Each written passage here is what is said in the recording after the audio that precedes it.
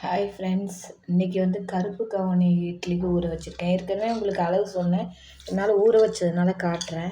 இது பாருங்கள், 1 டம்ளர் கருப்பு கவுனி அரிசி தண்ணியில் போட்டதுனால தெரியுதான்னு தெரியல. 1 டம்ளர் உளுந்து, 1 டம்ளர், 4 டம்ளர் வந்து இட்லி ரைஸ். இட்லி ரைஸில் நான் வந்து கலந்து ரேஷன் அரிசியும் போட்டிருக்கேன். 3 டம்ளர் ரேஷன் அரிசி, 1 டம்ளர் வந்து இந்த இட்லி ரைஸை போட்டிருக்கேன். மொத்தம் டோட்டலாக 5 டம்ளர், 5க்கு 1.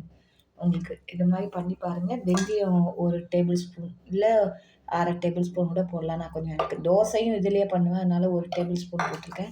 இந்த அளவில் நீங்கள் அரைச்சி ஃபஸ்ட்டு வந்து வெந்தயத்தையும் உளுந்தையும் அரைச்சிட்டு, அதுக்கப்புறம் இந்த சிவப்பு கவுனி அரிசி கம்மியாக இருந்தால் விட நல்லாயிருக்கும், உடம்புக்கு நல்லது. ஏன்னா ரொம்ப நம்ம போட்டால் விட பசங்க சாப்பிட்லன்னா விட கொஞ்சம் ஓரளவுக்கு லைட் ப்ரௌனில் இருந்தால் சாப்பிடுவாங்க.